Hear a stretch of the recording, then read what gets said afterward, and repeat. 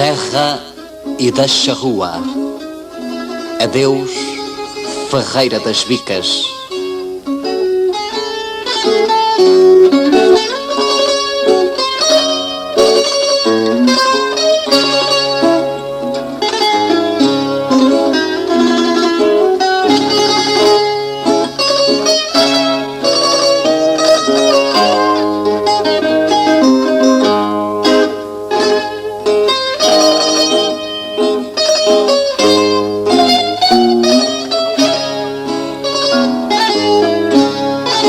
Venho porque te devo o tempo e uma esperança. Cá por baixo te olho, meu cacto seco de tanto sedar, aureolado de tantas bocas, derramando incensos. Sou também de êxtases por tua boca impante de sonhos e cantigas. Estou a pensar aqui, solidamente aqui, nas vezes todas, e foram tantas, em que este povo correu, acorreu e calou para ouvir, nessa tua voz de bago quente, louvores de coroa e cetro, sabedoria de bolota e enxada, regionalismo de pedra e mar, humor de faca e riso.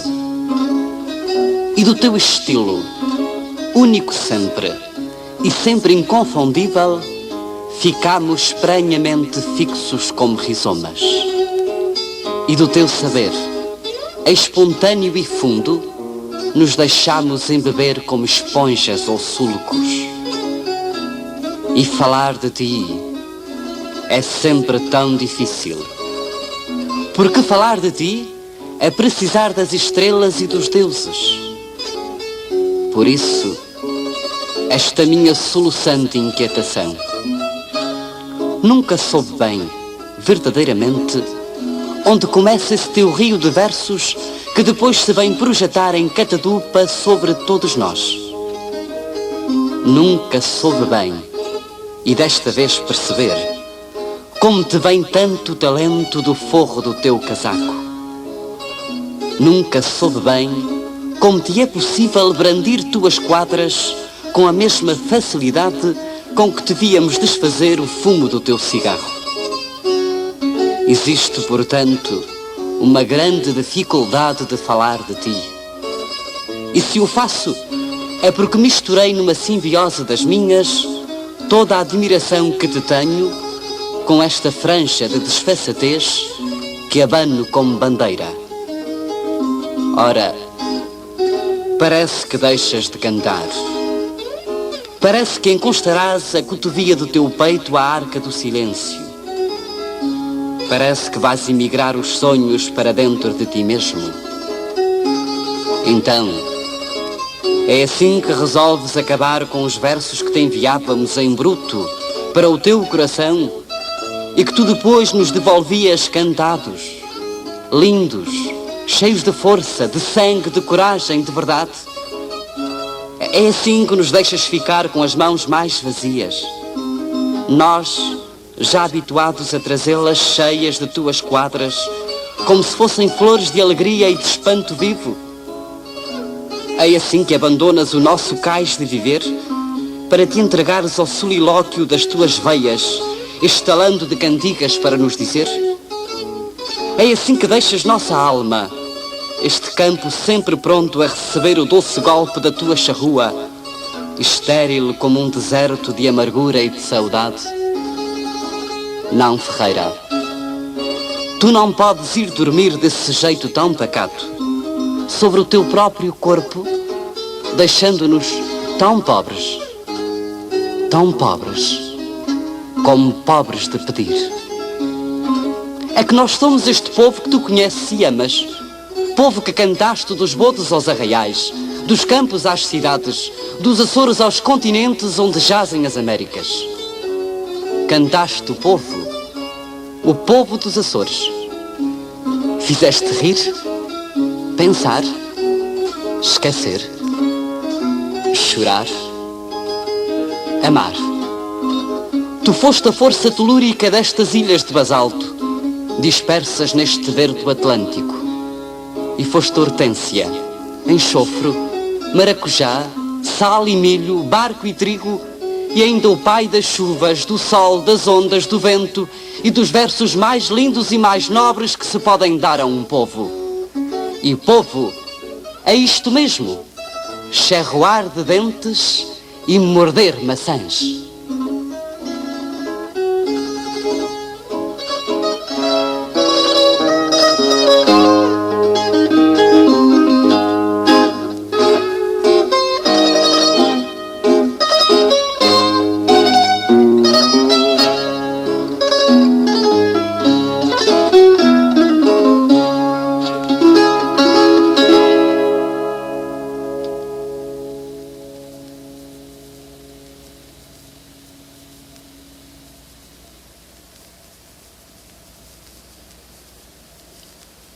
O Ferreirinha das Bicas é uma das vozes mais claras de todos os improvisadores açorianos. Criador de quadras de poética soberba, mantém ainda hoje um lugar idolatrado no meio de quantos encontram, neste tipo de manifestação popular da poesia, um encanto vivencial que o coloca no lugar cimeiro dos seus divertimentos. O Ferreirinha das Bicas leva a vida a cantar. Hoje prefere um pouco mais de pausas. O seu estado de saúde não lhe permite já aquele esbanjamento poético que até há poucos dias conseguiu aguentar. Não que devamos fazer uma retrospectiva de saudade àquilo que mais motivou a vida de Ferreirinha das Bicas, só que há coisas que não sabemos e que perante o seu indiscutível interesse temos de ouvi-las da sua própria boca. Sabemos que muito novo foi um fascinado dos terreiros, um improvisador de aplausos imediatos, um poeta de prestação das multidões.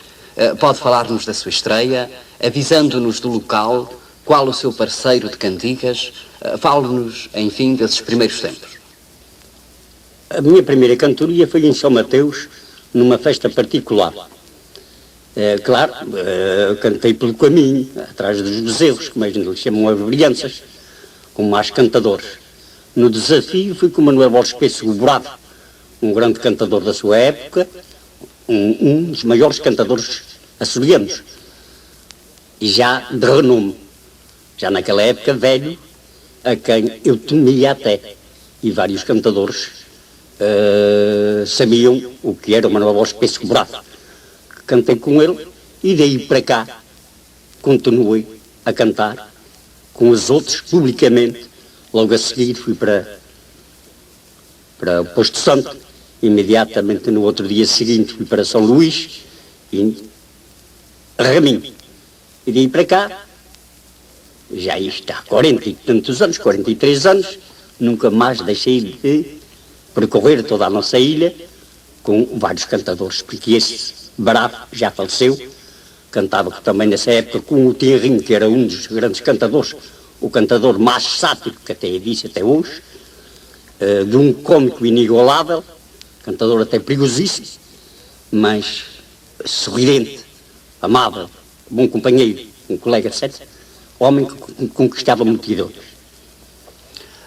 Já que falou de cantadores temidos, eu gostaria de perguntar qual o rival, e isto para usarmos uma linguagem abusivamente utilitária, que maiores dificuldades lhe criou?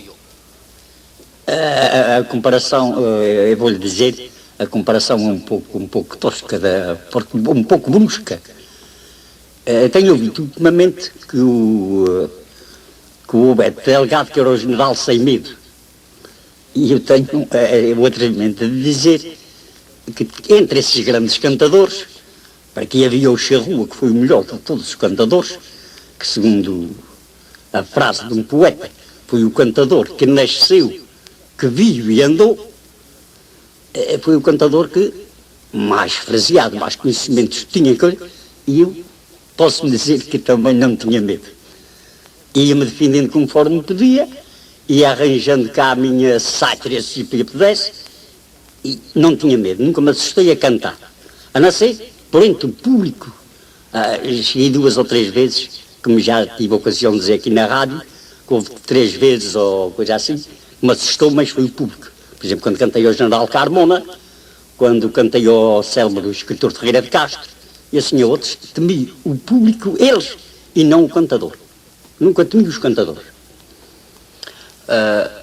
Concretamente, já quase que respondeu a esta pergunta que eu lhe gostaria de fazer, mas talvez existam ainda alguns nomes que eu gostasse de recordar. Trata-se dos seus companheiros de cantigas. Recorda-se assim de mais alguns nomes Sim. que fossem Acorda de sempre um dos mais novos, quando principiei a cantar, claro que era o cantador mais novo que acompanhava os velhos. A seguir a minha era o Charrua, na idade.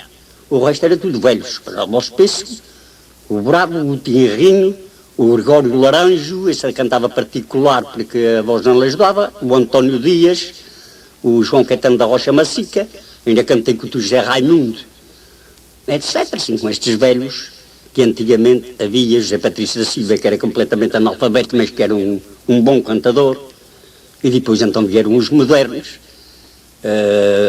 então já mais cheios de bagagem, não mais cheios de bagagem que o Charrua ninguém ri nem dá, mas vieram com muita bagagem literária, apegavam-se muito à história, e tive que me agarrar à história também para saber responder, assim como o Gaitada, que foi um grande cantador, o Vital, inigualavelmente um cantador grande, e claro veio o Caneta, que ainda hoje está mantendo isto, porque isto está pobremente a cair, com falta de cantadores, apesar de aparecerem uns rapazitos novos, mas claro que não tem aquela vida que os velhos tinham.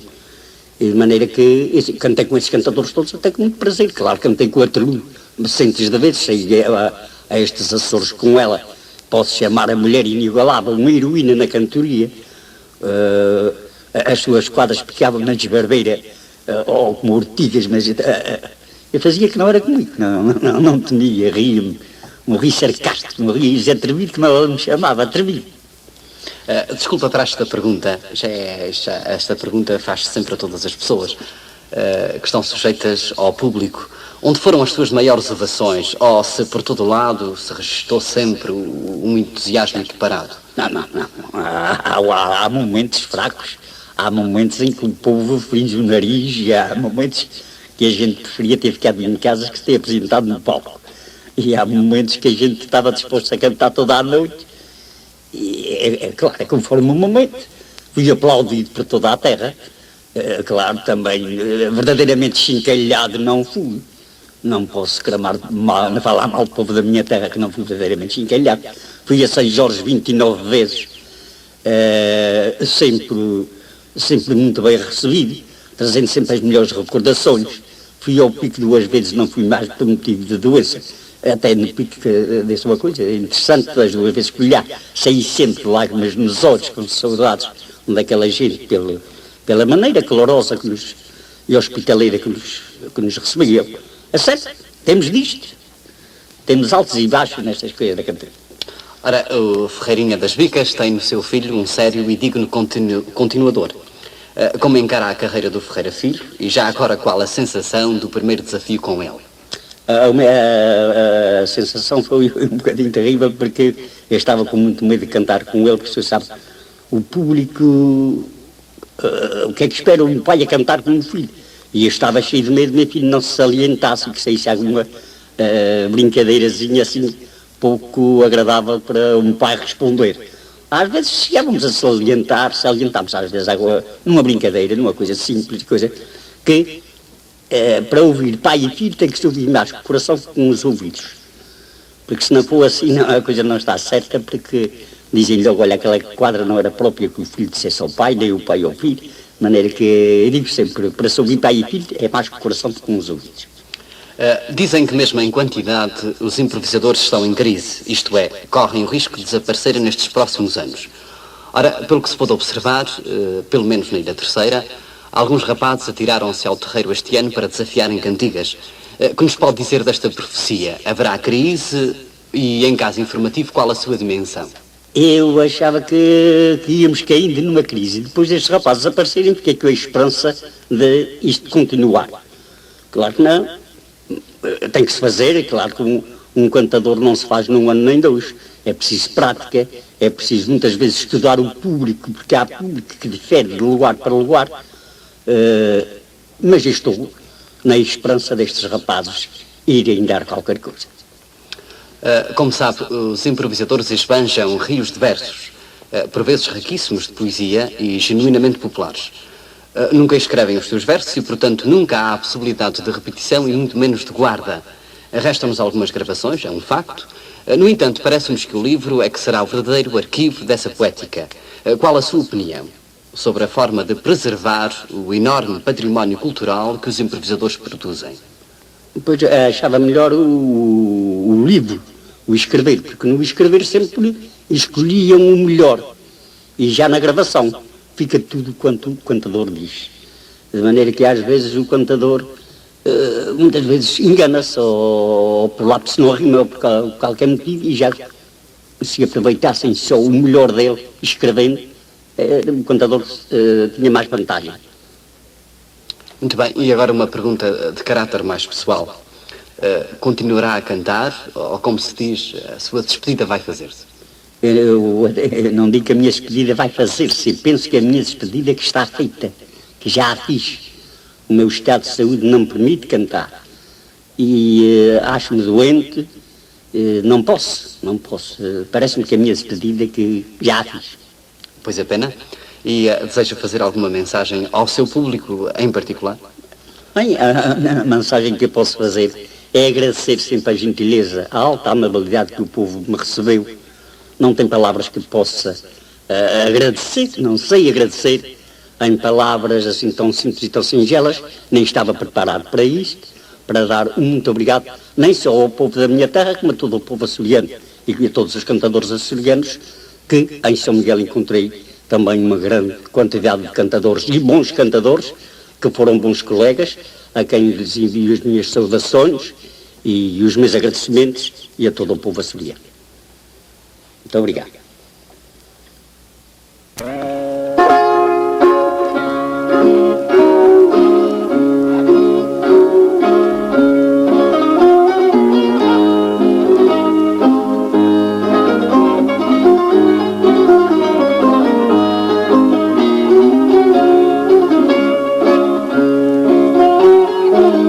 Nesta moda tão antiga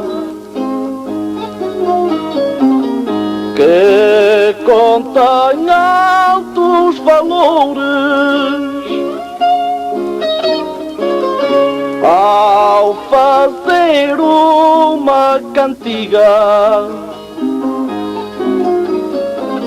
lembro os grandes cantadores, lembro o Bravo e o Tirrinho, que tinham fama imortal. O Diazinho, o Vigueirinho, o Gaitada e o Vital. Esses nomes imortais, glórias de antigamente, pena, mas não voltam mais a cantar a nossa gente.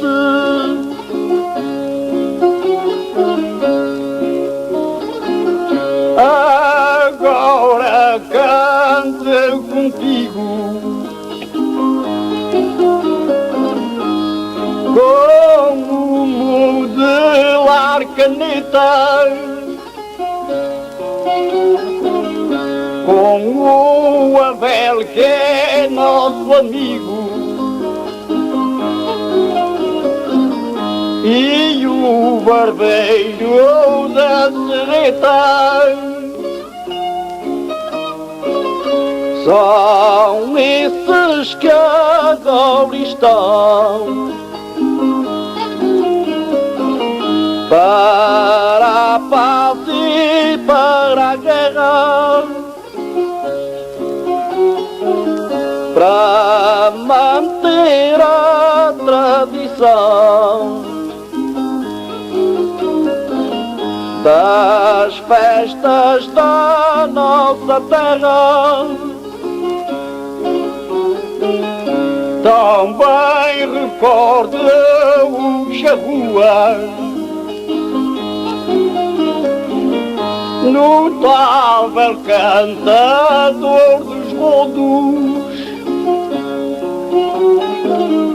O seu nome continua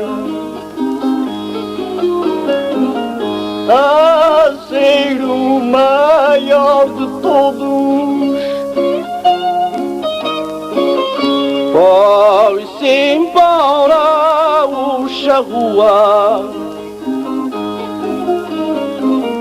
tornou sua companheira, mas a fama continua na nossa ilha terceira. Eterno nunca tem rival, a cantar faz maravilhas. O seu nome é imortal nos anais das nossas ilhas. E o pai cantor afamado, que foi grande maravilha, também vai ficar gravado nos anais da nossa ilha. Eu vou lamentando por qual, com muita razão de queixar, gostava de ir ao Canadá, mas a doença não deixa. Mas Deus há de permitir que a doença passará, para em breve o pai ir a terras do Canadá.